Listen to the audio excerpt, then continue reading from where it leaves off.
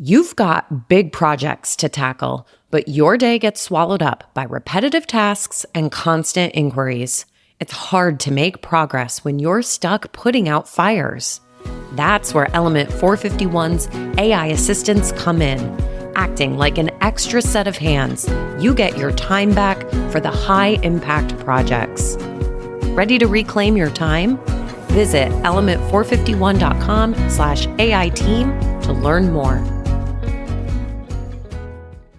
I'm a higher ed social media manager, and I have a confession. I would love to explore gamification in MIT social media content, but honestly, I don't even know where to start. Today's guest is Erin Ward, Head of Digital Sales and Client Experience at Grad.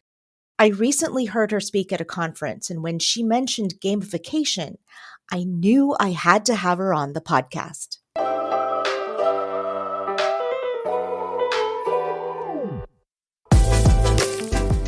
Welcome to Confessions of a Higher Ed Social Media Manager, a podcast that addresses the do's, don'ts, and dynamics of the digital ecosystem specific to higher education. I'm your host, Jenny Lee Fowler.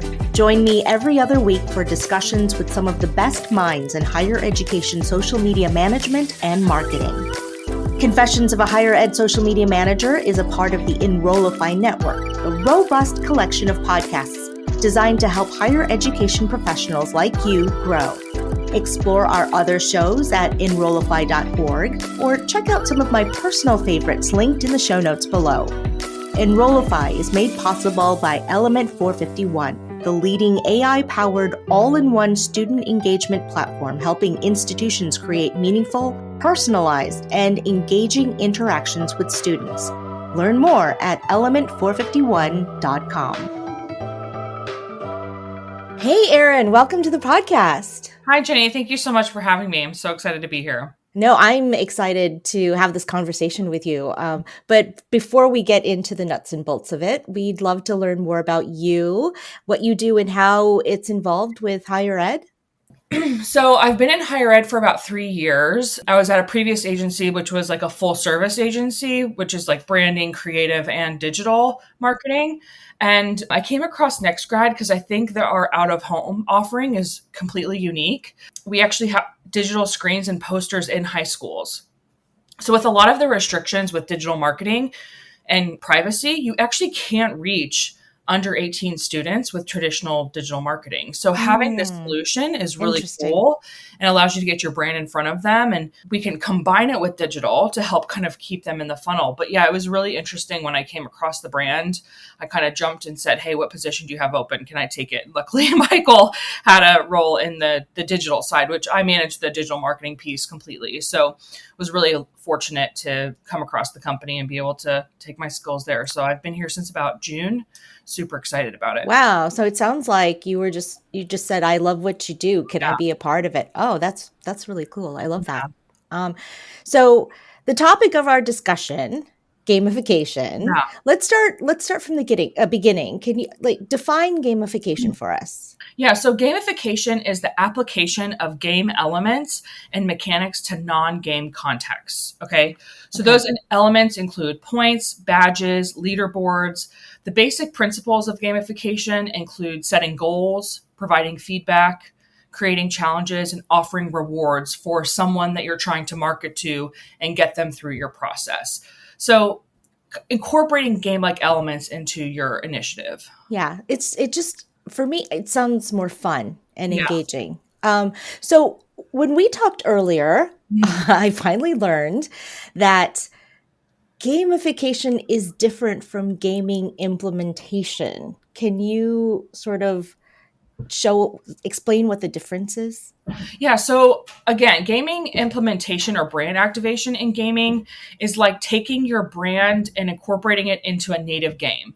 So sports teams do this really well with like Bitmoji. If you think of that as an example, you can dress your avatar in, I'm a Royals fan, so in your Kansas City Royals gear, and that can be like how you walk around and navigate the internet. That's like brand activation. I also think of it as like product placement in movies. If you notice when there's like Coca-Cola will always have the full logo because they want product placement. They want to be associated with that. It's kind of the same thing.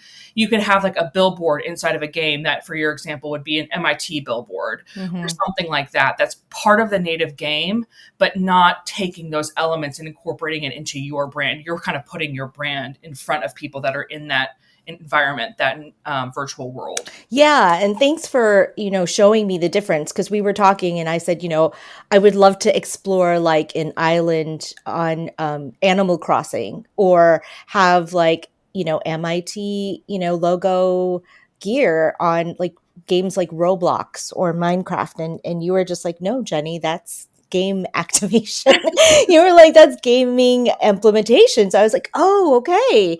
But now that we've sort of, defined the difference, can you give us some examples of gamification? Because I still think whether gaming implementation or gamification, I think there's a huge, opportunity for us in higher ed in these spaces. So can you give us some examples? Yeah, so Domino's was kind of the first. I wouldn't say that they're an industry leader. I think we'll talk a little bit about kind of who is leading the way right now.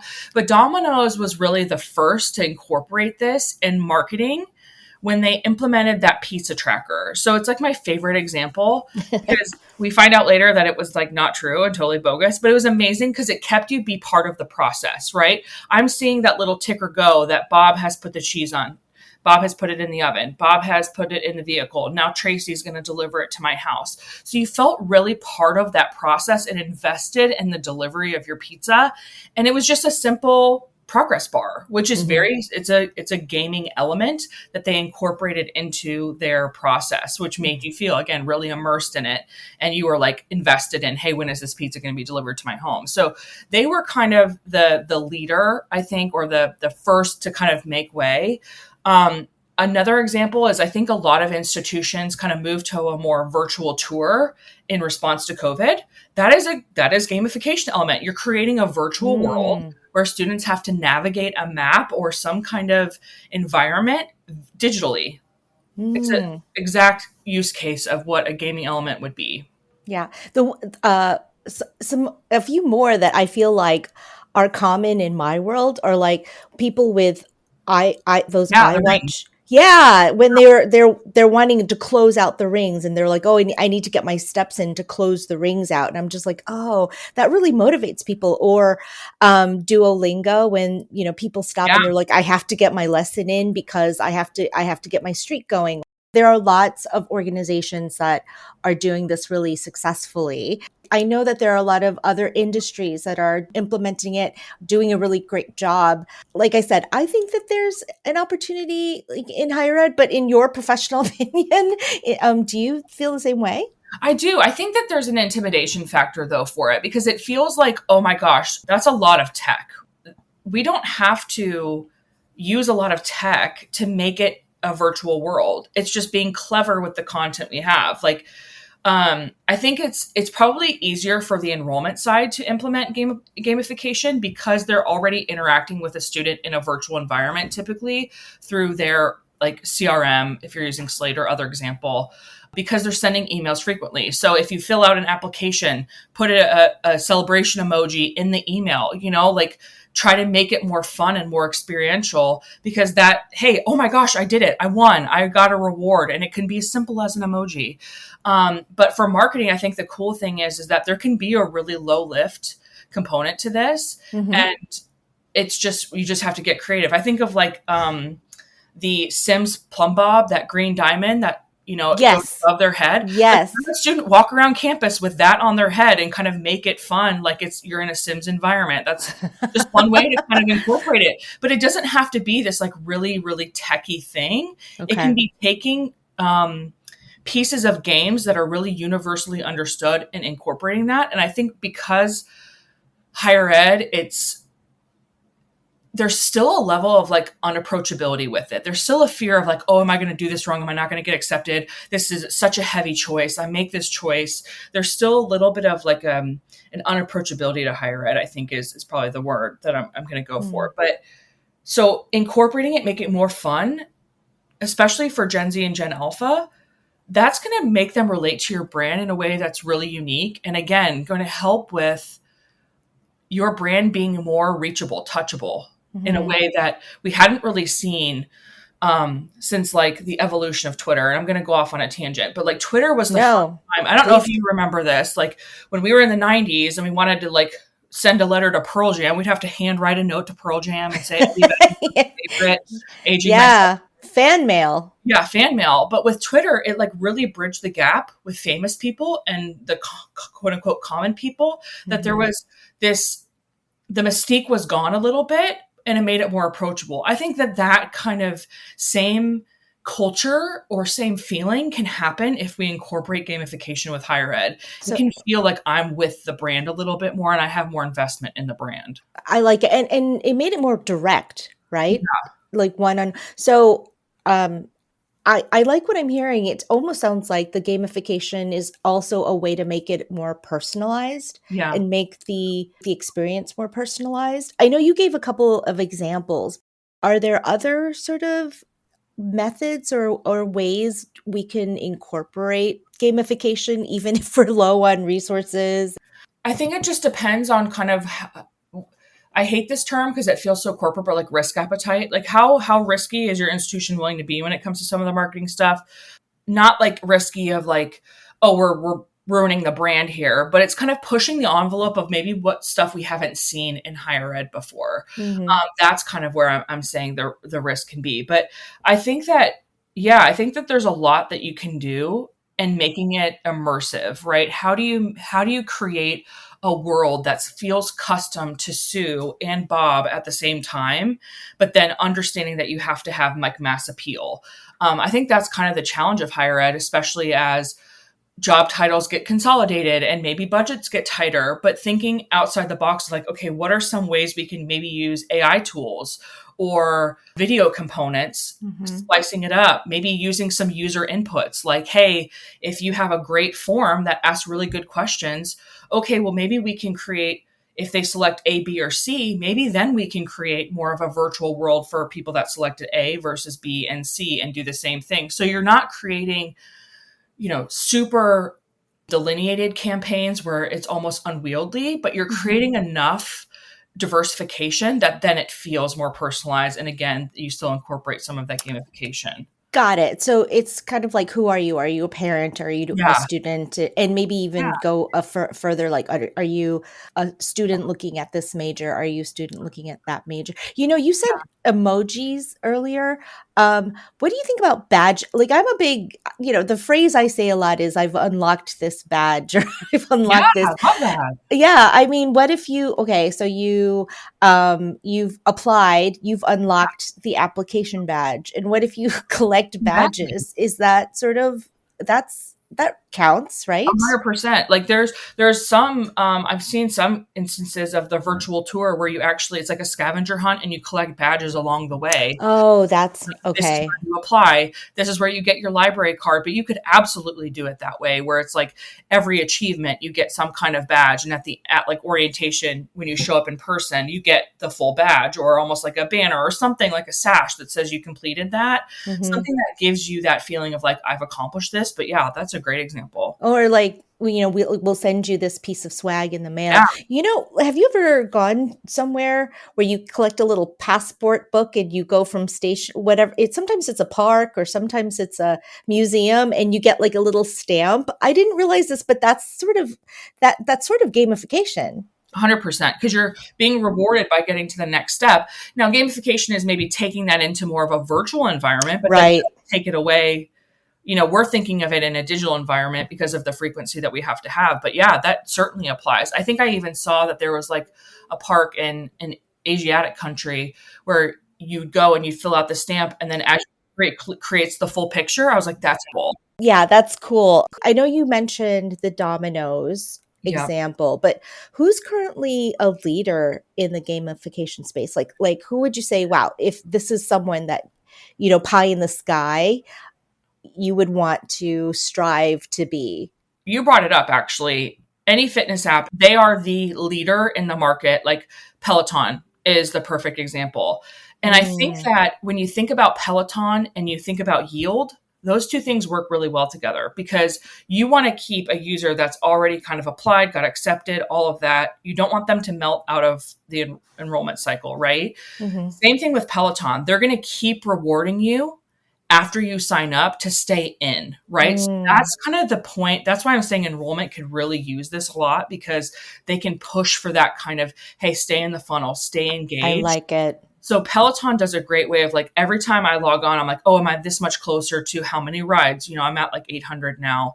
Or I get like, Whoa, can we just thank you. pause to give you 800 rides? That's amazing. It works for me. Okay, I'm a gamification. It works for me. So it's doing the same thing where you get badges, you get shout outs, you get all of these things that make you feel immersed in that process. Yeah. That's really beneficial. I mean, for those that are not, I'm not a Peloton person, but I do know, like, just so for people who are not familiar, when you get shout outs, like the instructor literally says, Erin, this is your 100th ride. Like, don't they say your name? And you can give each other high fives. They send you a t-shirt when you have your 100th ride and you're like, wear it with pride, stuff like that, where even when you're at home, they can't see you, but they still see your avatar name or your, whatever your login name. And it's sort of like a shot of what, like dopamine. Oh my gosh, they said my name. And it's so motivating. I don't know why. When you hear your name, you're just like, "Oh my gosh, they called my name." Or Well, I mean, I think we all want to be seen, right? That makes me feel seen, oh, makes me it's feel like true. I'm part of this. Like and like, the psychology behind it, you're on it. Dopamine is what we're like hoping for to keep them in and keep them happy. But yeah, there's this feeling of like, I'm part of this and I'm seen that I think kind of keeps you in that for longer. Yeah, I think that is a key phrase, is it helps our audience feel seen. Sometimes I think that higher ed likes to see what other higher ed schools are doing, and we kind of like seem to stay in our own lane. But what I would like to see higher ed do more of is like, how do we do it like what Peloton's doing? Or, how we always announce our commencement speakers? I would love to see more schools, and I'm trying to explore this myself. Is like, how do we make it feel more like a Taylor Swift album drop? The anticipation and that excitement. Do you feel like we could gain to do that a little bit more? A and hundred and and percent. this is probably a good area where we can do more of that.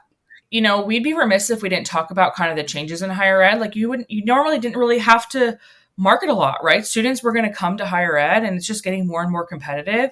And here's the thing, the consumer side moves so fast that you glean more data in 30 days than you would in any other cycle, right? When you look at the consumer side, higher ed, our cycles are longer, but that doesn't mean we can't incorporate those things. We can take the learnings from the consumer side and implement them 100%. In your example for commencement, make a pre-commencement playlist that like boasts that person. If there's like cool sayings or cool books he's been a part of that have song titles or something that's like keeping them kind of like that builds the anticipation of that. But yeah, I love the idea of it, like treating it like an album drop. Yeah. But yeah, I think that there's just because the consumer side moves so quickly, it's a burden for us because we have to respond, but that doesn't mean we have to respond at the same rate, Mhm, right? Higher mhm. ed is a longer buying cycle. Let's respect that. But let's also take some of the learnings from the consumer side to make sure that we're meeting the prospective student where they are. And I think one of the misperceptions is that in the internet or social media, the people we're competing against are other fellow higher ed institutions, but really we are vying, or we're competing against the Taylor Swift and the Sephora and the Nike. I mean, we're like competing against everyone for this audience attention.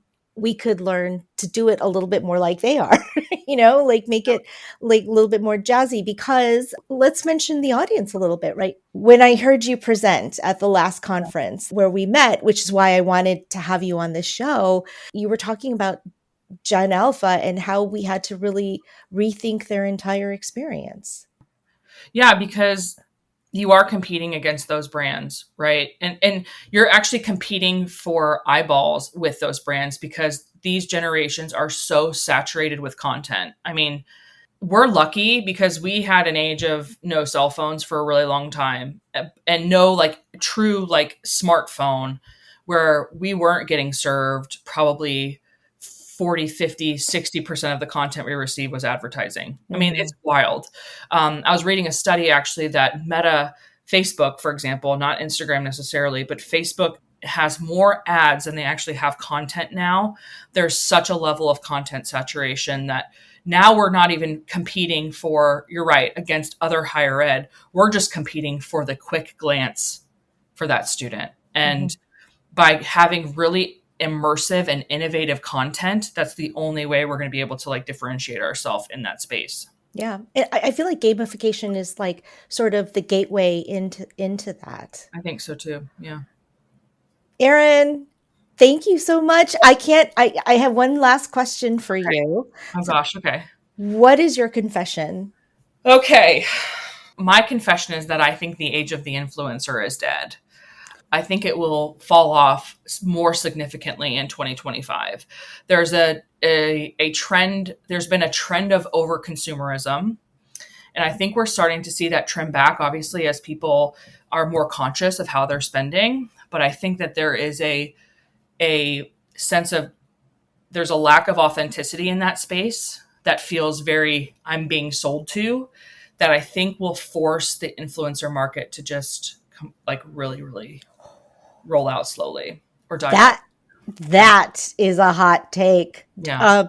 Maybe I've been wrong about that, but I've been saying like the micro influencer and the niche influencers are going to have more value or have more value now than like the mega super celebrity influencer, but maybe I've been wrong about that. It could be. I think the thing is, as long as that there's an authenticity to it of like, hey, this brand sent me this, I'm going to try this product. If I don't like it, I'm going to tell you. Where Right. like, a lot of it is, oh my gosh, it's like the same cadence of speak. It's like the same. Yes. It gives the same level of it, like the same review of the product. People can read into that a lot more now. So there's going to be a resurgence of more authentic people that I think that brands are not going to like. So that's why it's going to tamper back, I think, a little bit. But I still think the micro influencer can be beneficial as long as there is that authenticity piece to it. I agree. Hot take. I love it. Erin, thank you so much for taking time to be on the show. And I really enjoyed the conversation. Learned a lot. Thank you, Jenny. I appreciate you.